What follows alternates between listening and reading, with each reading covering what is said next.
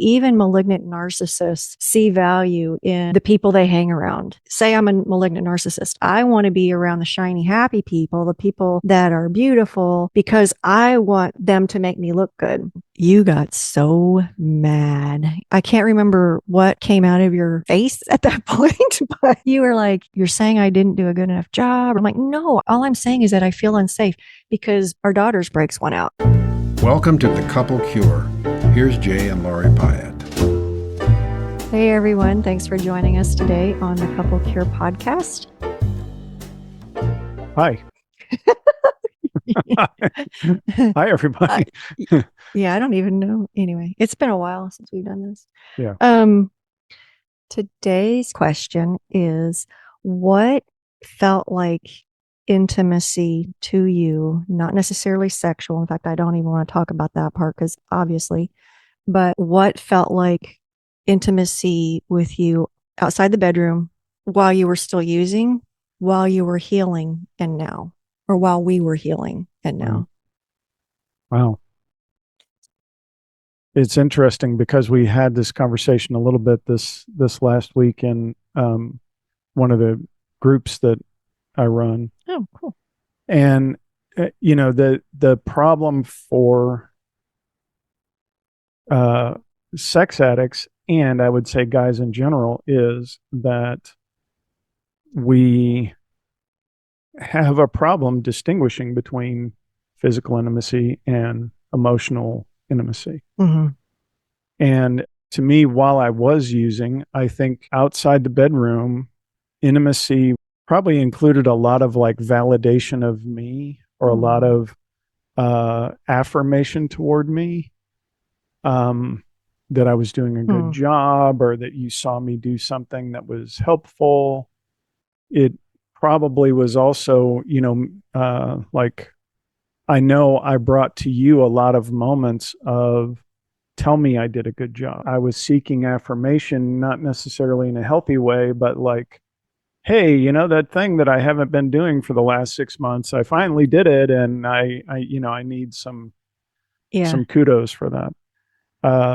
So to me, especially if it was something you saw me do and you offered me some affirmation for it, because I think that's a lot of what I was looking for at that time. Interesting. Okay. So, yeah, there's a caveat to this, but go ahead. So it's interesting you should say that, because I remember specifically for years, like I felt like something was starting to fall off. We had read a book that really made an impact on me, and I thought, I'm going to do that for Jay. And even though he wasn't necessarily doing his side of it, I thought, I need to do everything I can. And so I started in the morning, I would tell you, go get him, Tiger. I believe in you. And then after he left, I would write it down on a piece of paper. But anyway, I have a lot of slips of paper that have a bunch of like affirmations and those sorts of things that I could probably get my hands on because I found them recently. But then I started putting them in a little spiral notebook with a day, and I would write down whatever I said. And the reason I did that was because Jay had said, you don't affirm me enough. You don't compliment me enough. And I'm like, okay, well, let me step that up. Right. But the reason I started writing them down was because I knew I had been. And it was also a way for me to kind of stay on track and try to give him what he needed. But after D-Day, I remember giving that to you and saying, because you were like, it was one of those accusations I used because you didn't approve of me enough. And I'm like, time out. And I went back in there and I got that thing and I'm like, you can't say that. And I can't remember what you said. It's like, well, you didn't, that was it. You don't really mean that. You never really meant that thing or those things. And I think I know why he said that. And it was because I felt like something was going on and I couldn't give myself to him fully. I couldn't give my heart to him fully. I couldn't approve of him fully, especially since we hadn't really repaired. There had never been any repair up till then. It was always kind of like, well, I used because of you, kind of a thing. So that kind of mentality was difficult to really, really believe in you Right. I also would say that I didn't I didn't have affirmation for myself. So if you had said it to me, hundreds of people saying it to me, and I'm like still feel just like, no, I'm not, I don't have, that doesn't affirm me, because either because it's such a black hole that nobody's going to fill, or it's the fact that I didn't believe it was true for me, Mhm. period. I remember coming across one of those things and you're like, you don't believe that? I'm like, I do. I really believe this one. Like to the depths of my core, I believe this one. It's you who doesn't believe it. Right. Um, and I think that put a stop to that particular specific thing that he was trying to accuse me of. Yeah. And so I would say in active addiction, you cannot affirm me enough, because I don't believe it anyway. Mm-hmm. Um, and my brain has the wrong understanding of what intimacy is anyway. Mm-hmm.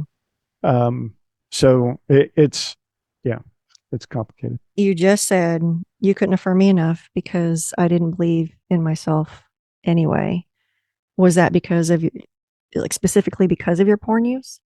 Yeah, Like the hidden I life? think because of the shame of the hidden life, of the, like, hearing the voice in my head saying, only a, complete screw up would have that kind of hidden life. Oh wow. And I mean, just the trying to keep those lives separate, but also recognizing or knowing that there's a reality that I've done things that um, negate every nice thing people say about me. Wow. So if you're a man and you're listening to this and your wife has stuck around and you have it going through your head, only a complete screw up would do this, have this hidden life or continue stumbling or whatever, please understand she doesn't believe you're a complete screw up. If she did, she would probably not still be in a Yeah, relationship with you. If she hasn't completely left, I believe that to be the case. There right. are still things that you're doing that she finds helpful, finds valuable. She does believe in you to some extent, and the great thing is you can build on that. Yeah, yeah, I agree with that. All right. So I don't know which way to go. So okay, you said affirmation. One of the last fights, and we hadn't really fought a whole lot, probably for a year or two when this happened, was February 2010. It was just a few months before the big D Day happened. And you had fixed my brakes. And the reason he fixed my brakes is because I would step on the pedal and I'd feel like something giving in the like feedback from the pedal. And so he fixed my brakes and I went out the next time. And I'm like, they definitely stop a lot better, but I'm still feeling that you got so mad. Mm. I can't remember what came out of your face at that point, but you were like, I think it, I think it was kind of like, you're saying I didn't do a good enough job or something like that. I'm like, no, all I'm saying is that I feel unsafe because prior to that, a year or two prior, our daughter's brakes went out. Yeah, I don't think it was because, you got your hands on them, but I think they just went out. So, knowing that that can happen, I was not interested in finding out what that was like. yeah, And I really felt unsafe. And it's interesting though. I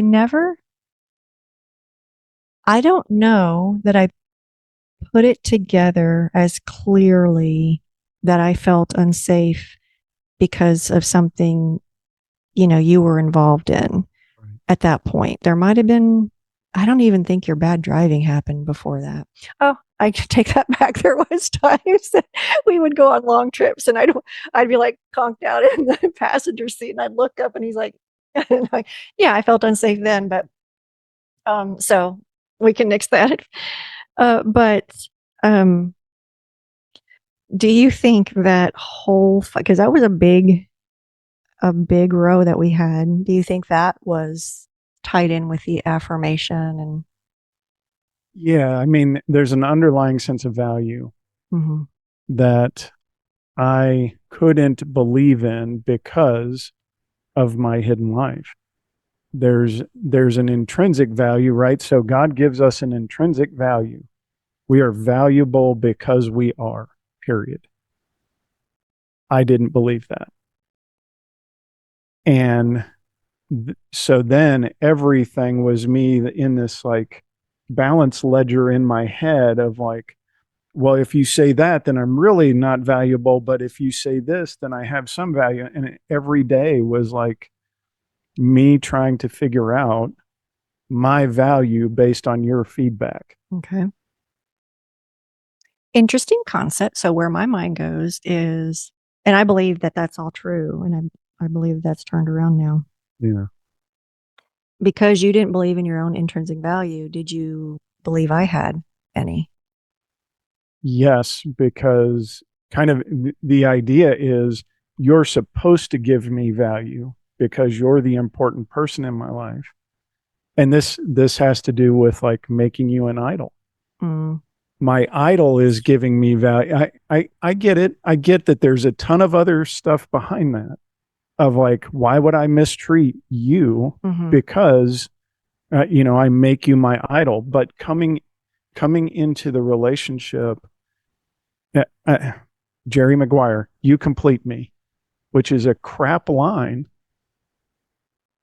because it's telling you that you have to complete me.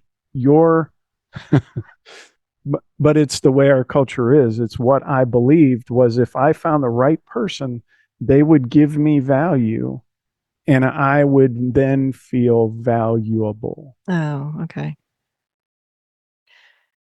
I do remember. I know I'm over here like, because I remember having a conversation where you're like, I feel so low. I feel so low about myself. And I'm like, okay, you think you're here, but you treat me here. Right. You say you're lower than most people, you're lower than everyone, but you treat me here. Right. You treat me in ways you would never want to be treated. So let's get that kind of put out there as a reality. Oh yeah. And so if um I don't even know what to say at that point. That is a very real dynamic of you are supposed to lift me up and make me feel good. But if I don't feel good and I knock you down, it's to make me feel good too. I mean, and I know the insanity behind that. I definitely get the insanity behind that of like, you can validate me and tell me I'm a great guy.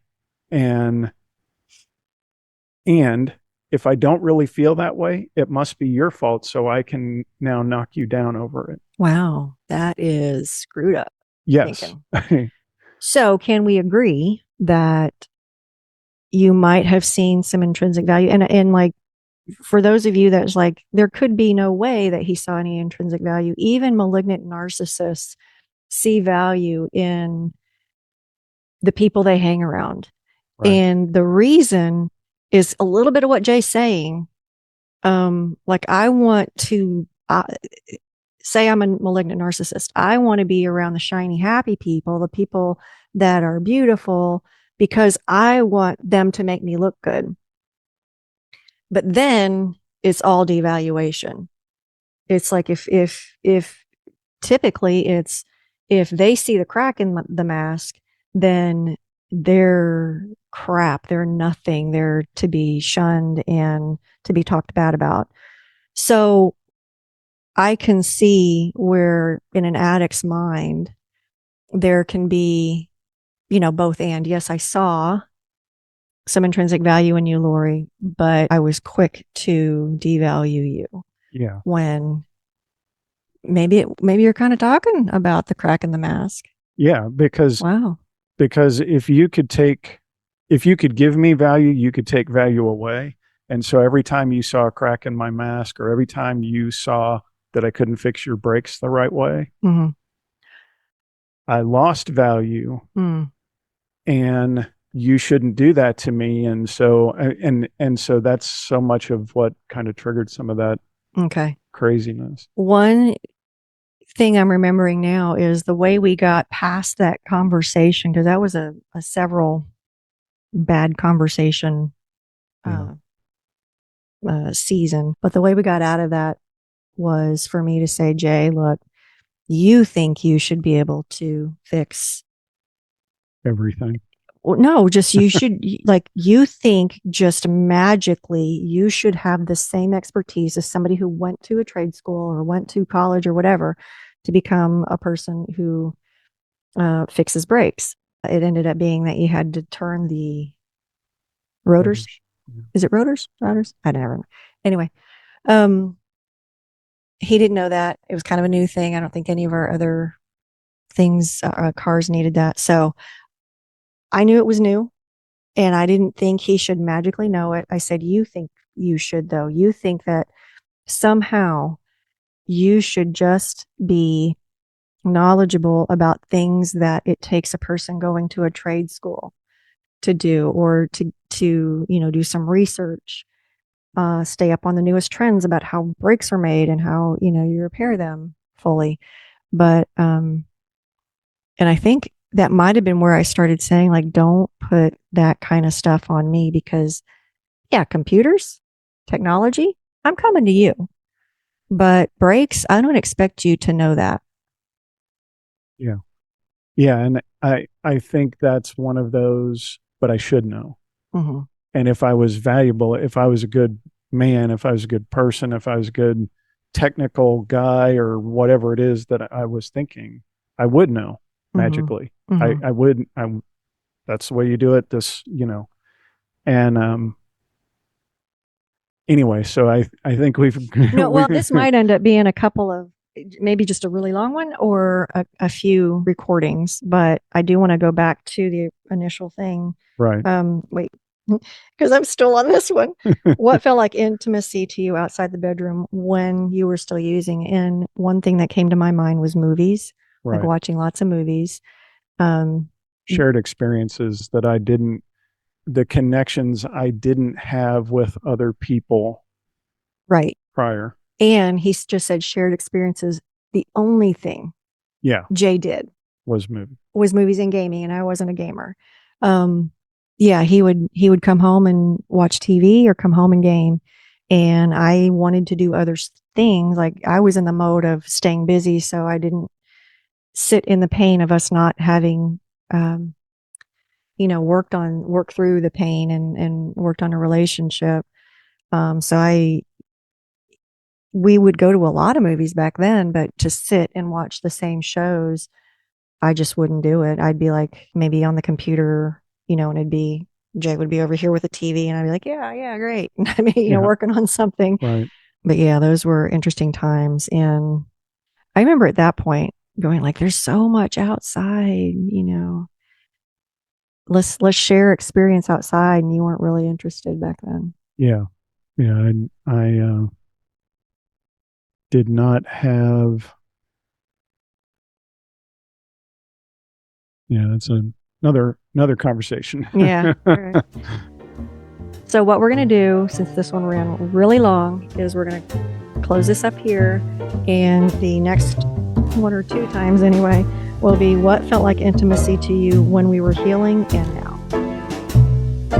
So thanks for joining us. Bye, guys. Bye, everybody.